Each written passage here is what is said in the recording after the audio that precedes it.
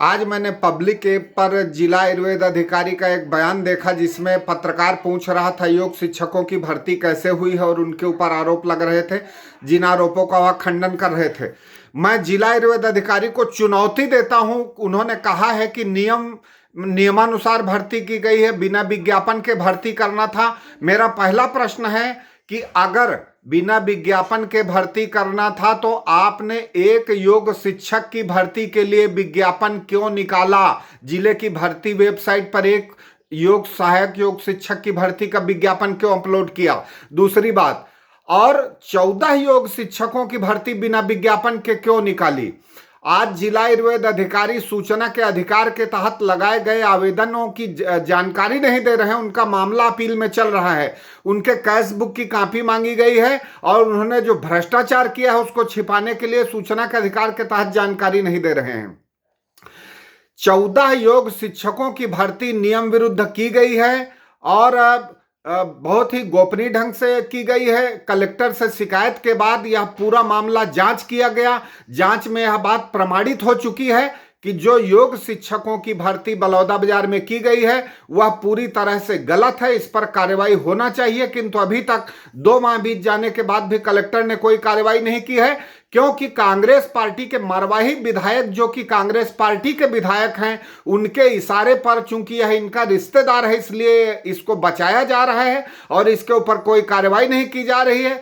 14 योग शिक्षकों की बिना विज्ञापन के की गई भर्ती, यह बेरोजगारों के साथ, प्रदेश के बेरोजगारों के साथ छल है और बहुत बड़ा भ्रष्टाचार है। इस पर तत्काल कार्रवाई होना चाहिए। भूपेश बघेल को, सरकार को इस पर कार्रवाई करना चाहिए।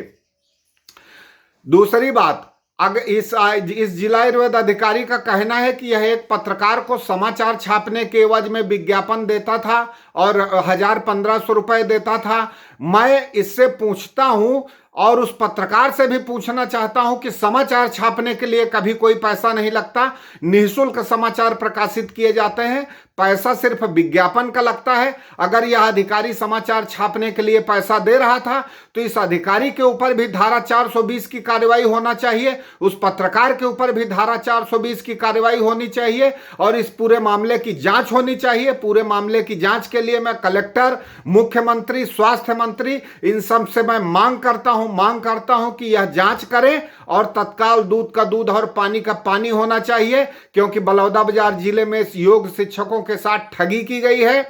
जिला आयुर्वेद अधिकारी ने फोन पर आवेदकों को बुलाकर उनसे आवेदन लिए हैं और इसकी भर्ती की है। मुझे खुद गिरौदपुरी के पीटीएस जागेश्वर सोनवानी ने बताया, उन्होंने कलेक्टर को शिकायत की, हाई कोर्ट में लगाया। जिला आयुर्वेद अधिकारी ने उनसे 30,000 रुपए की रिश्वत ली। उसके बाद जब वह हाई कोर्ट गया तब हाई कोर्ट से उसकी नियुक्ति के लिए आदेश किया गया है।